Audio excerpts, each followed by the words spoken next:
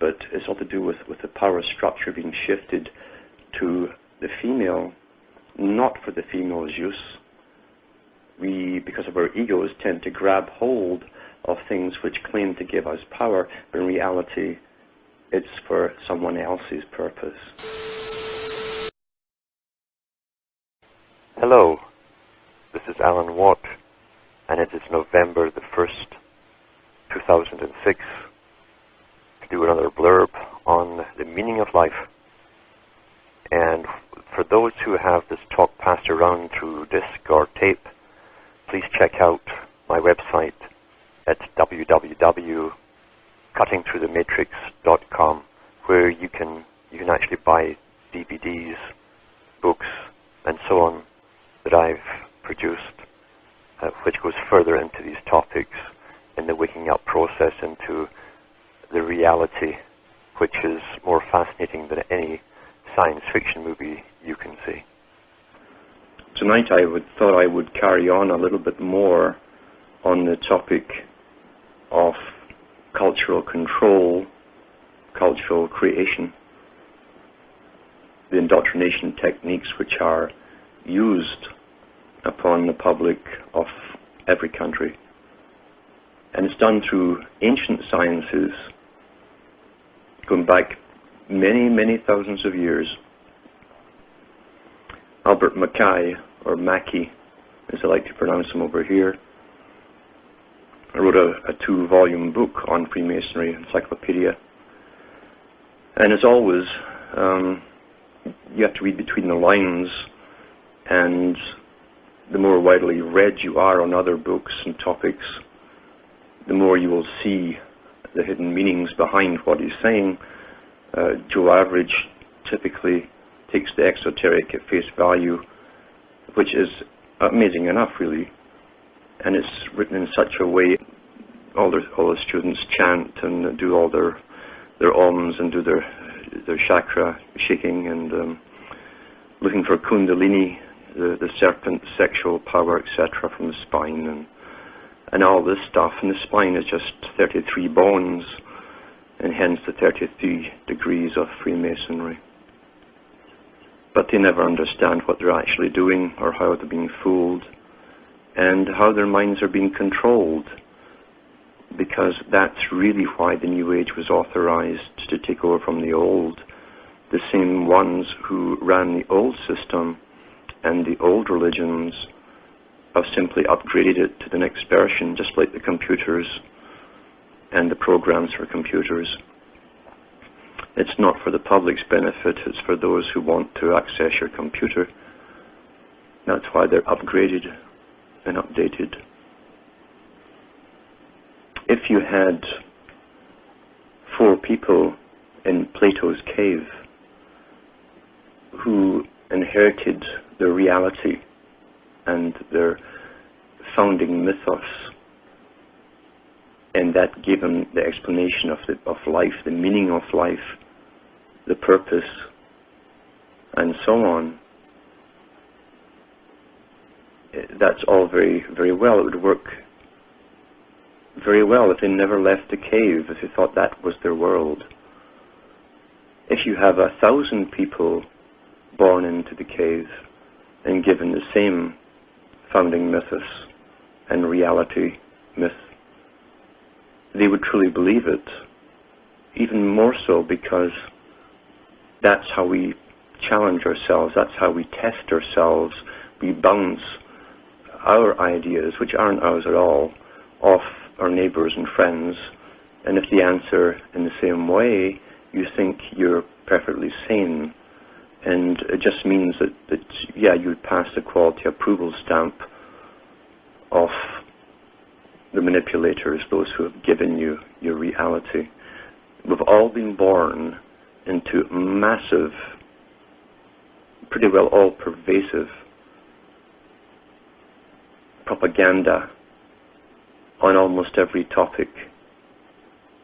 The little bits of truth we get are vastly distorted for other purposes and reasons, and that's why, with the plethora of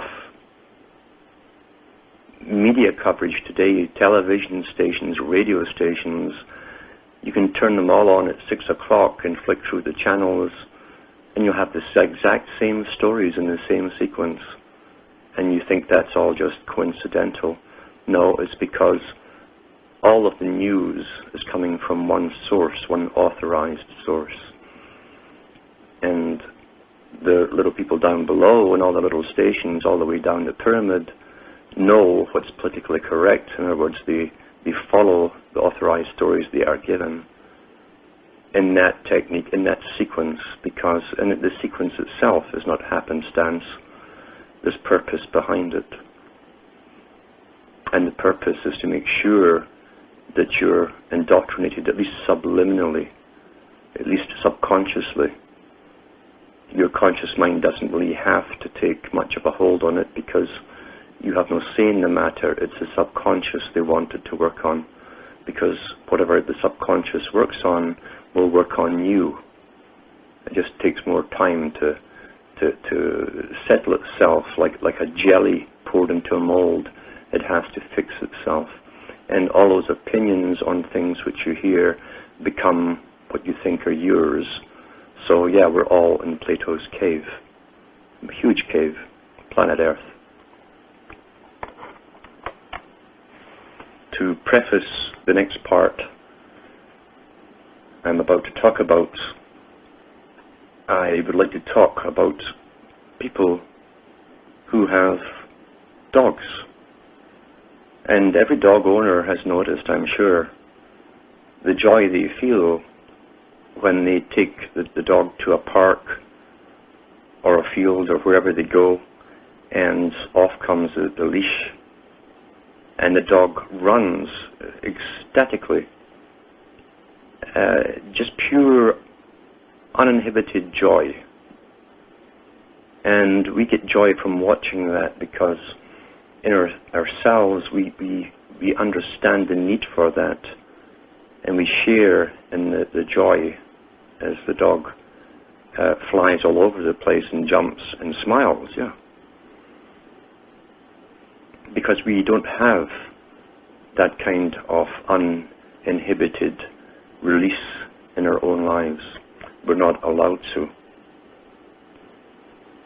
We are predictable, in fact. Our indoctrination, our cultural shield has been given to us, and we fit in to the made society, the authorized society, and yet people are so anxious deep within themselves, and they're afraid to let go once in a while and just let that joy pour through them.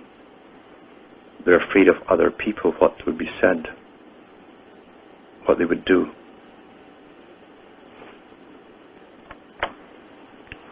We censor ourselves.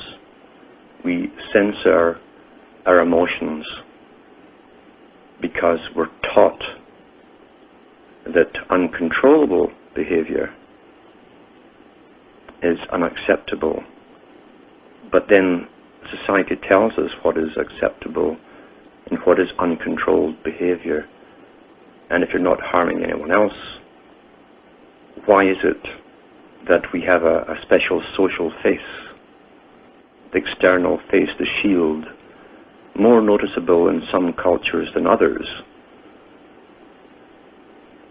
We find that Carl Jung wrote about different peoples in a psychological vein, and he talked about the stiff upper lip of the British, where there's always this face of putting up with everything in the face of adversity and bad luck and all the rest of it. You just keep staunchly going ahead. But then he jumped to China and Japan, where their social indoctrination has gone to an even further extreme,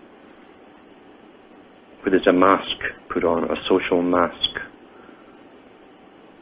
where people try not to even look in each other's eyes in the street, because eye contact is a statement in a sense. Eye contact isn't just looking, it's communication. And if you truly want a controlled society, you don't want communication amongst people. And we saw this in the scientifically created Soviet Union, where people could not look at each other in the street in case the person was working for the KGB or a snitch, because they did all these snitch programs throughout society where ordinary individuals would be tested at work or on the way to work or somewhere by undercover KGB people to see if they were staunchly supportive of the system. And so and they made sure the individuals knew this was happening. They'd report things in the paper, so-and-so caught for anti-government responses or statements or thoughts even. And now we're using this term too here, anti-government. That crept in about the mid-90s. That was no mistake, because we've adopted all of the techniques of the Soviet strata and system in the rest of the world. The Soviets were terrified to make eye contact, so everyone looked drab, they dressed drably, and they kept their eyes on the sidewalk, on the pavement as they walked along, with their scarves there and their eyes just peering down. A great population for all the aerial spraying that we now have, and because they never look up to see it, I suppose.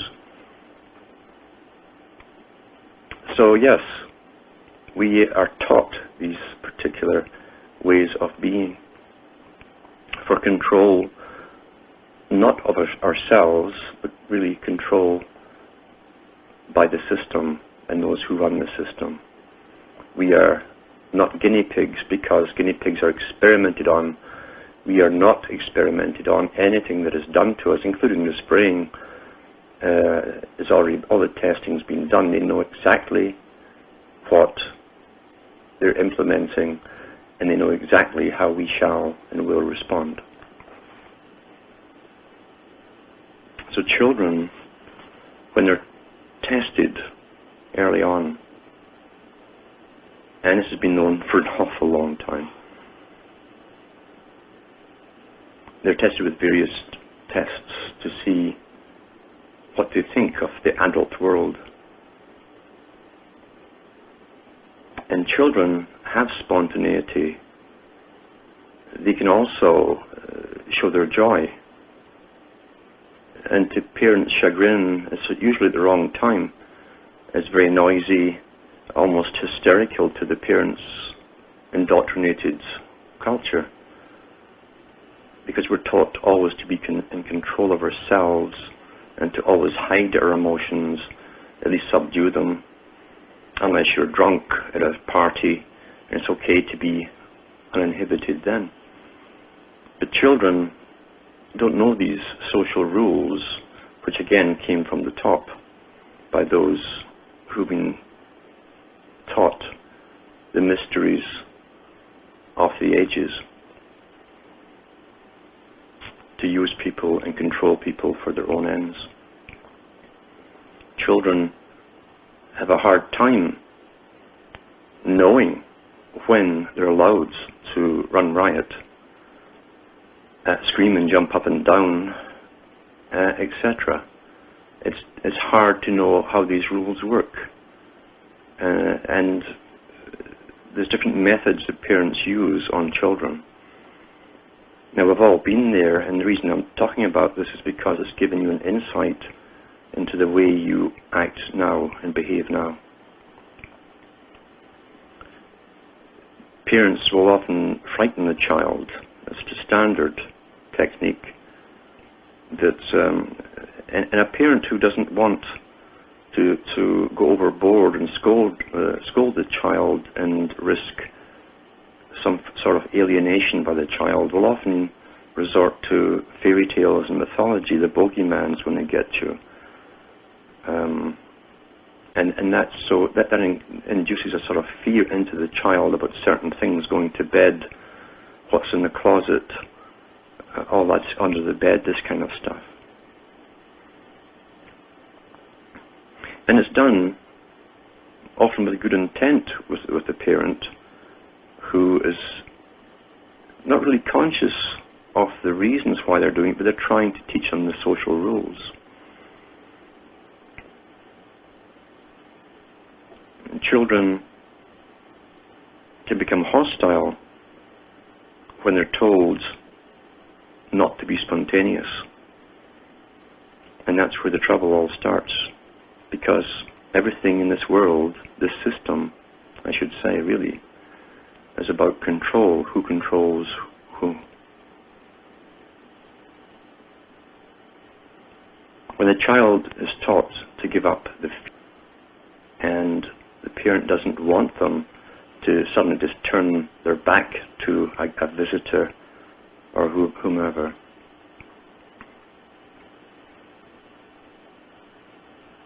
so natural traits, survival mechanisms even, are taught to be repressed, and eventually they fade away with the mechanism itself.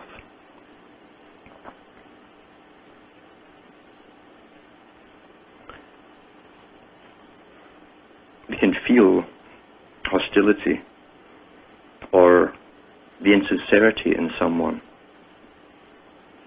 It radiates from them. Animals feel it too. Dogs sense it. It's a survival mechanism. So this discouragement of the reaction the child has the parents come down on it.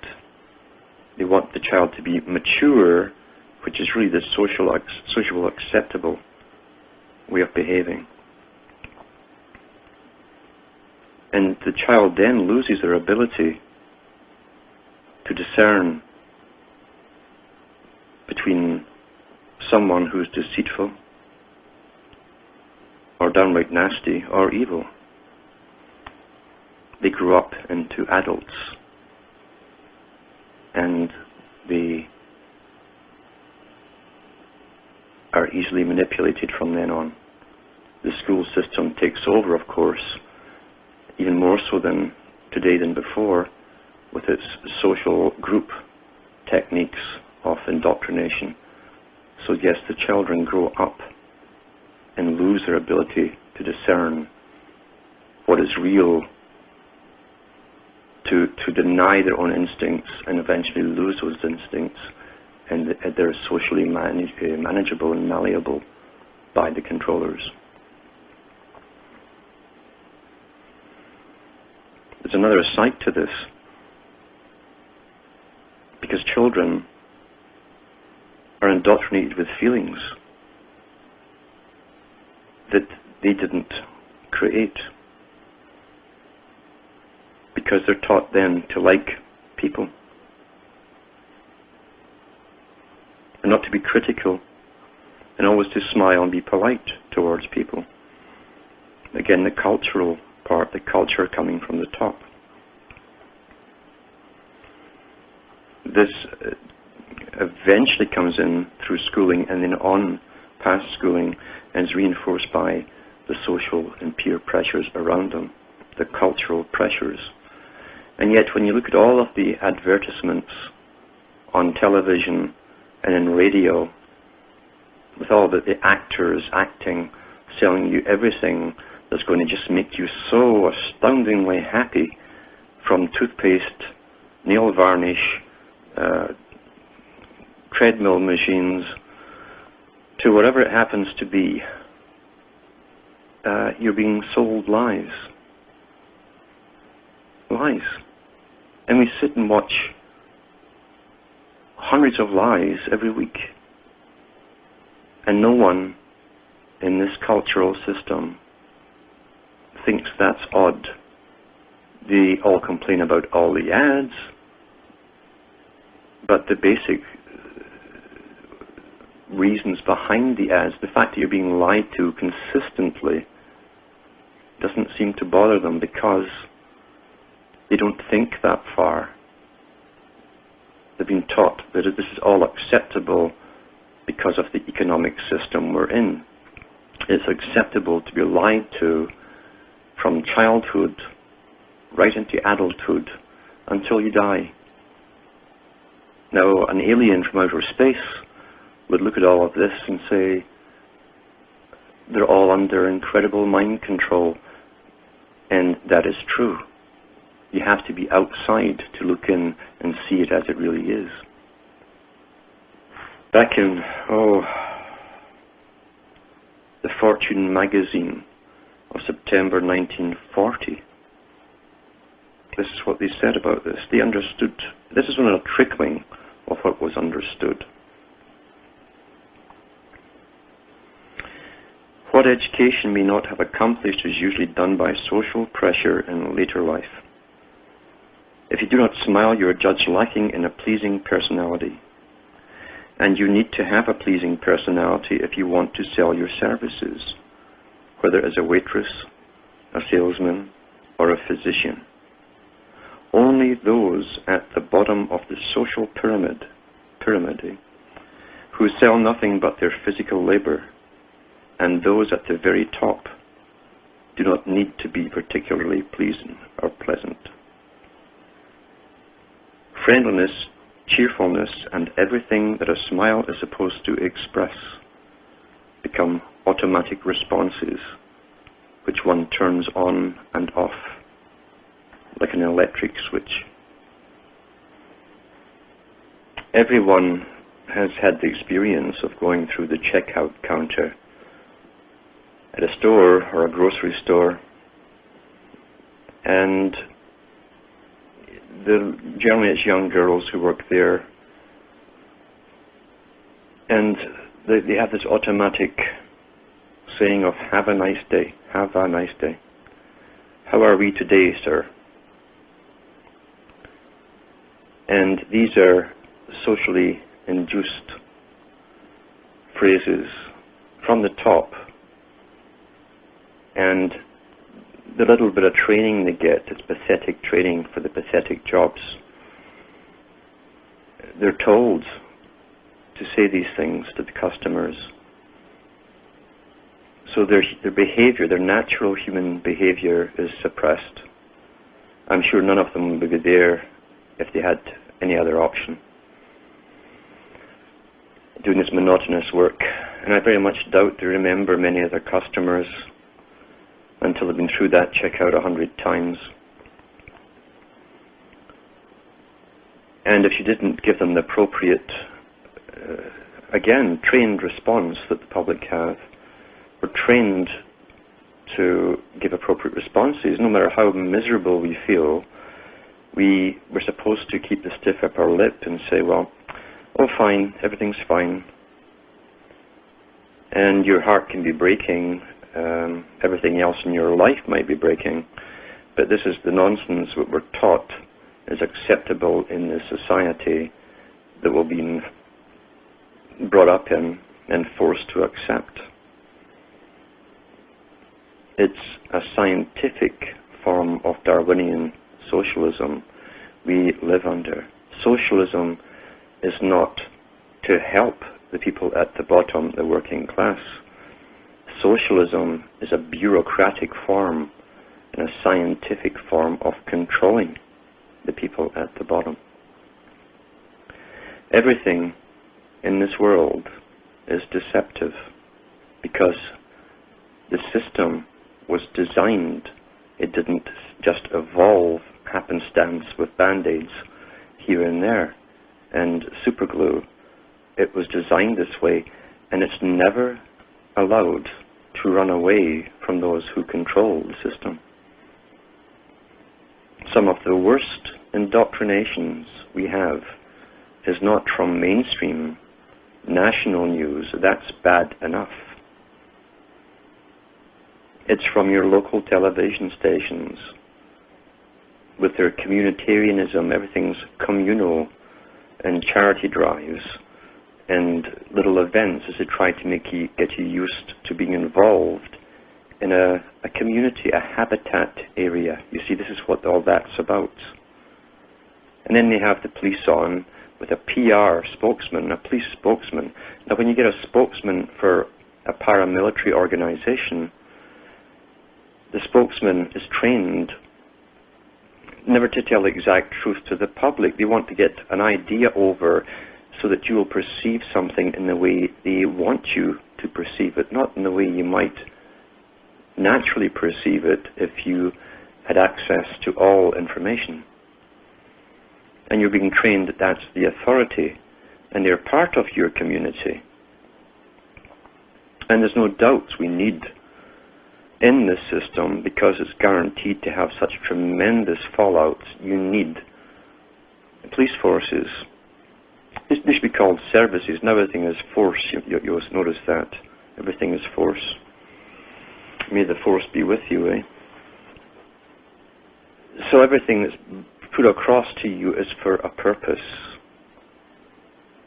You can't escape it if you go into the realm of which you think really is private enterprise, private business.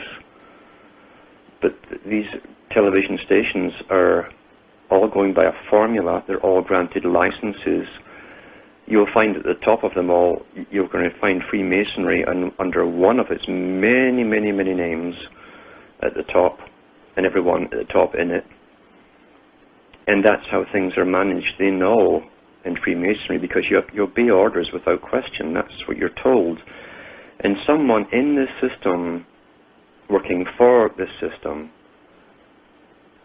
gets on by joining one of these societies, swearing their oaths of allegiance to them, promising never to reveal their secrets to the general public, and at the same time they pretend they're charitable organizations for a fantastic front. It's hard to attack Mum's apple pie. But they get on and they get up the ladder, as they say it themselves, Jacob's ladder. You see the degrees, the rungs are the degrees. They get up there by knowing not what to say, what not to ask. When they're told something, they don't ask why. That's a good boy, you see. In the club, that's what a good boy is. You don't ask why. That's why you can have plausible deniability, even amongst politicians. They work it out so carefully. Remember, most of them are lawyers in politics. It's their job to play with words and definitions and being very careful of what you say or do. And you delegate things to other people. Then you get someone else to tell them to look into a certain area, and then when it's discovered, you don't take the heat for it. You can plausibly deny it. Technically, you didn't know. And they get up there by not asking questions. They just send some things up, they go along with it, and that's a good boy or girl. And they're born, generally, into these families. Some of the most telling statements of truth in this system, and who are often quoted, these people, are members of, you might call the illumined ones, the Illuminati. The alumni from universities, the little clubs there too, are just a lower form of it. In most universities, and some of the higher ones, they are the real thing. You're illumined. Alumni. And you keep your mouth shut, and you shake hands, and you wink at each other, and you know how to keep secrets. That's how the system works. You don't tell the profane what you're up to. You lie for each other. Every Mason swears they have to. If someone else is in trouble, you'll lie to get them out of it. But John Dewey, a man who was an ardent socialist and communist, who helped put together the American educational system,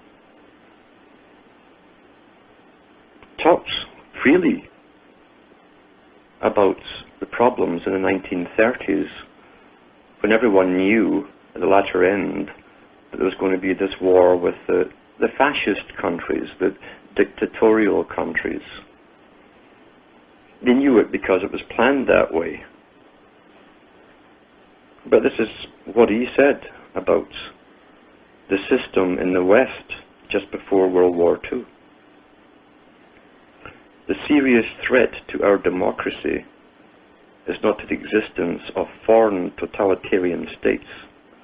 It is the existence within our own personal attitudes and within our own institutions of conditions of which have given a victory to external authority, discipline, uniformity, and dependence upon the leader, capital L, in foreign countries.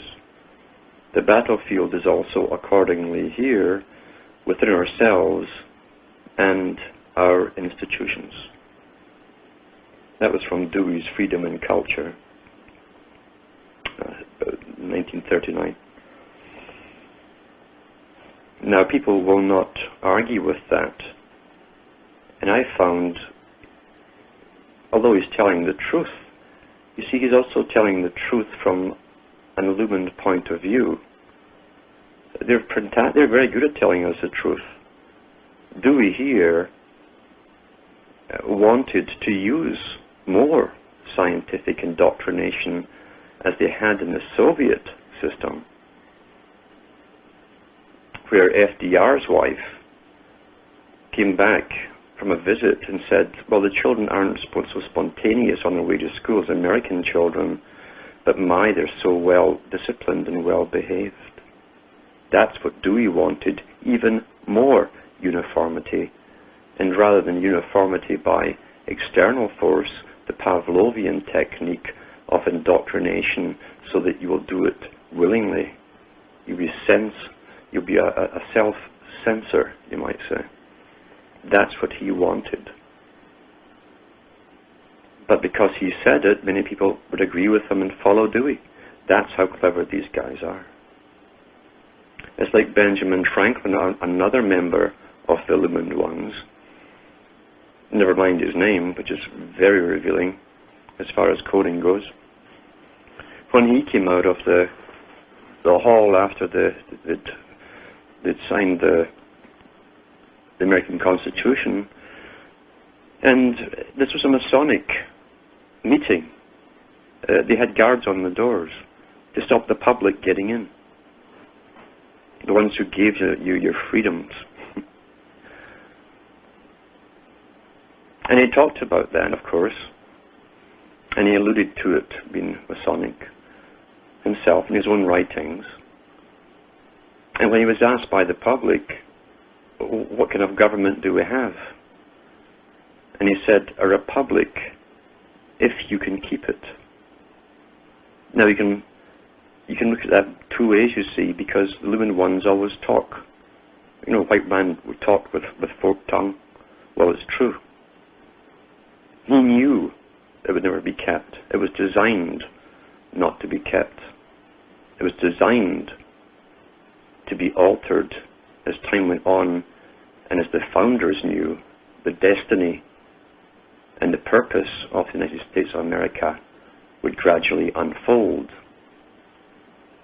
He said himself, Franklin and Jefferson, that the Constitution really could only work with an agricultural society, and once they went into industry, it would be totally altered. It would need to be, and it would happen anyway. So they were well aware it was not for the general public. If it was for the general public, the doors wouldn't have been barred and the windows all blind down. But then again, the Masonic Hall is the temple with no windows. They always pull the blinds. And that symbol of pulling the blinds is for the profane outside. And it's also symbolic of the hoodwink for the individual in society as well. Benjamin Franklin was the Henry Kissinger of the late 1700s. Babylon did not simply disappear. The elite and a system which had worked for such a long time are not vanquished or simply give up all they have and go and get a job at cleaning the streets. The elite always move on, and they take with them the scientists, the social scientists, which in those days were multi-layered priesthoods, which understood, taught everything that he knew. In fact, most of his writings were given to him by a higher priesthood. He was really a hack journalist that was kicked out of Germany, put up by the Rothschilds in London to put forth the Communist Manifesto. And Engels was way more, or further ahead of him in the understanding of this science, the dialectic. It's very similar to the Zulu tactic of war. And the Zulu are a fascinating people who were given their culture and a special breeding program to make them very tall. They killed off all the ones who were small. And Chaka the Zulu, of course, was approached by white men. I'm sure he was taught the science of selective breeding. However, the Zulus, when they attacked an enemy, used what they called the horn technique.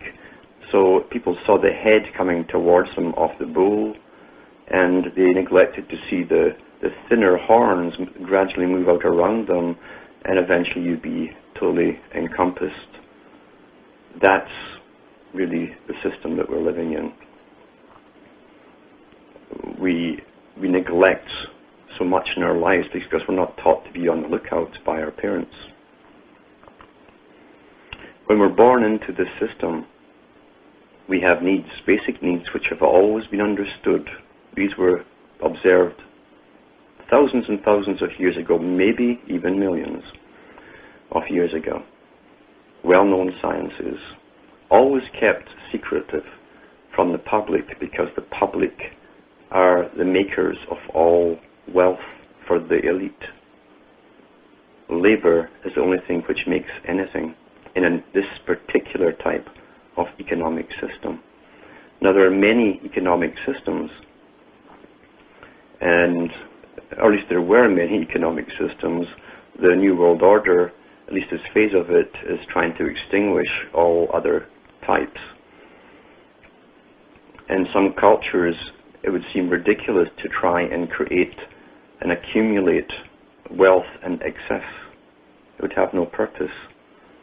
In this Babylonian type system, the accumulation of wealth, one should teach the people what wealth is, because wealth can be anything. No, it must be the elite's idea, which is accepted, must be accepted by the public, so that they will also work for it. Then it can be taxed back from them, because all it does is a representation of labor. And Marx put this down, of course, in his theories on communism. And it was true. However, they run both sides of everything, because just like the horns of the bull, of the Zulu attack, it depends on two horns, the dialectic, while you're transfixed on the center, what you think is the problem. For every action, there is an equal and opposite reaction. That's one of the prime teachings of the higher mysteries. Everything that's thought, done, said has a reaction, an opposite reaction as well. It's almost a law of nature. We are born into a system with needs which are survival needs, basically. We need sleep, food, clothing, warmth, shelter. We have to be protected. However, we are born into a system of religion. In the West, it was Christianity and Judaism. And in the holy books of all the world, including Christianity and Judaism, you have the rules of the esoteric written down for the elite to understand and follow, because man must work. And we take it from the teachings we've had in the culture that our parents had and grandparents had. We take it for granted that that means you go out and you do something in the system. to earn money to buy the things you need. So money is controlled, money was introduced. There are economic systems and structures which never use money, and many more so in the past. But everyone in an economic system, even those other ones which don't use money, still require something from every individual for the maintenance of everyone in a tribe. You find even in the feudal system, the old feudal system as opposed to the new one which has been implemented today. In the old system, you would become a serf. That would be your position in life would be reinforced by the religion you were given, and you would sublimate it. It would make sense to you. You might rebel a little bit and then accept it. This is dynamic adaptation, they call it, as opposed to static. Static is when you simply dress differently when you're in Rome or somewhere else. But that is static, it doesn't affect your personality so much. But dynamic adaptation is where you will adapt to situations, and it will profoundly affect your personality or the way you will deal with things in the future. You sublimate frustrations, and you're often unaware of the conflict within yourself because you believe yourself. You come to accept something which was maybe unnatural, but you come to accept this outcome or what is done to you.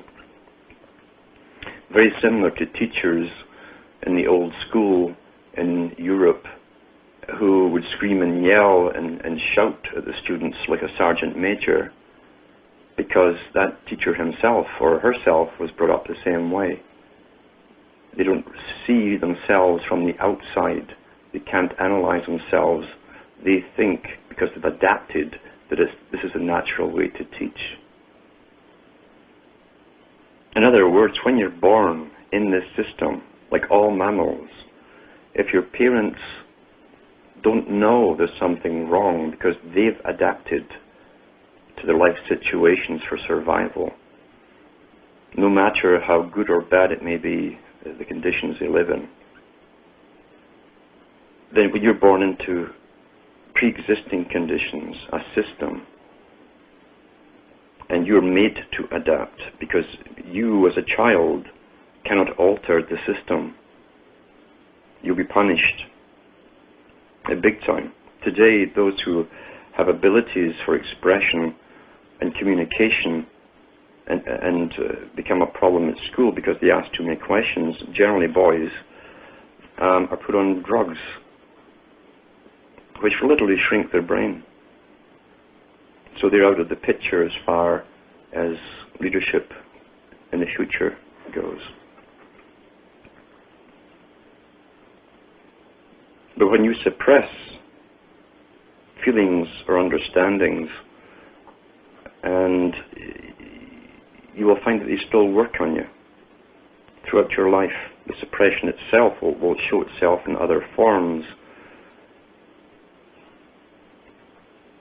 Your mode of life is determined by the particular peculiarity of the economic system you're born into.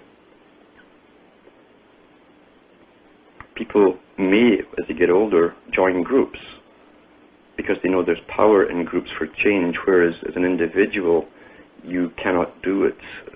You'll be punished, as I say, or ostracized by a peer group. And this science of controlling groups has been of a tremendous benefit in the past and the present of those who control. They give you the outlets. They're authorized. And you don't realize you end up being part of the very system that you're trying to alter. It's an interesting phenomena with this system of sadomasochism, where those who feel powerless worship power. That's why even in the black communities where there's been more work done on them to destroy their culture from the ancient times right down through the slave trading days. The men and women were segregated initially. The women were given favors by the boss men. And the men that they could be mated with were demeaned and punished and made to seem powerless in the black woman's eyes. And that's why black women today still are the bosses in families. They are real bosses. The men have never been allowed to be men. This was for control purposes by a scientific elite. Well understood, because slavery is so old. This technique of manipulating the male through the female by his needs, the sexual drive, companionship, the procreative imperative, as we say, of survival and survival of your own species, was understood thousands of years ago up to the present time. And Hitler, Adolf Hitler, understood this, and he used parts of his speeches from ancient tyrants in Rome. Because when he quoted about the propaganda that the Nazi Party must use in a time of uncertainty, which it really was a time of uncertainty. It was black and white. It was communist or Nazism. Those were the choices, again, the dialectic at work that the public were given. Both sides were funded and no doubt controlled by the same group. The followers never figure out that those they oppose are being run by the same capstone. But Hitler said, our propaganda must be based on safety and security. A lessening of worry, in other words, the survival capabilities or necessities will be taken care of. This was preached, he said, it must be preached to the female, because it was done by aristocracy in England. That should be a clue to who ran communism.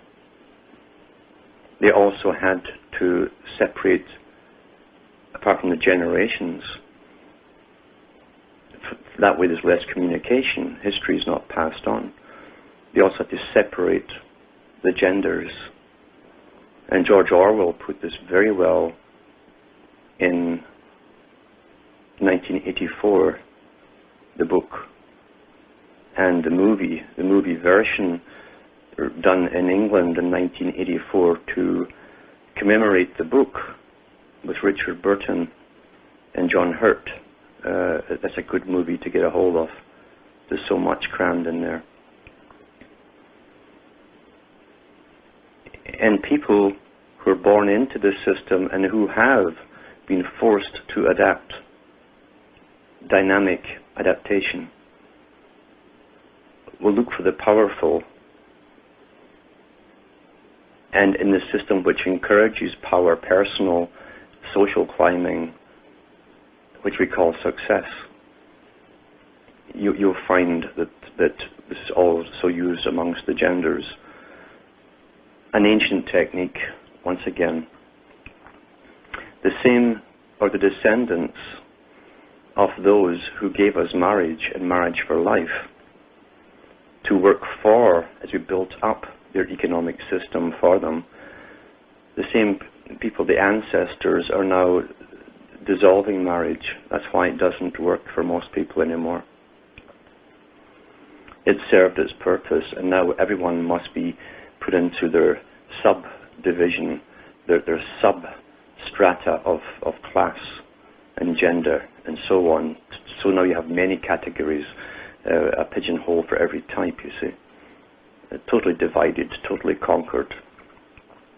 And yet human nature itself, even when the people who are taught the slogans and brainwashed with the slogans of political correctness, which is also how you respond to things, more in the manner of a conditioned reflex. And that's what a slogan really is. When you say something which is supposed to be offensive, people will immediately shout back some slogan that's become popular, put from the top down through media and schooling. And that stops them from thinking, as well as stops any inquiry into any depth of understanding about the actual topic itself. Because human nature doesn't change. It does not change. It's an interesting thing to see how men are portrayed, and have been since the 60s, mainly on television. It was like a switch had been reversed. And it came from the old hero stuff, as the old system was nearing the end of its usefulness. And suddenly men were just jerks and fools and drunks and stupid. Always portrayed in the comedies where the children were much more intelligent than the dad. The wife made all the decisions. She treated the dad like another one of the children. And that's to be the role model for the male. It's also symptomatic of the fact that the power, and it's all to do with power in all levels, and power can be married to respect, but it's all to do with the power structure being shifted to the female, not for the female's use. We, because of our egos, tend to grab hold of things which claim to give us power, but in reality it's for someone else's purpose.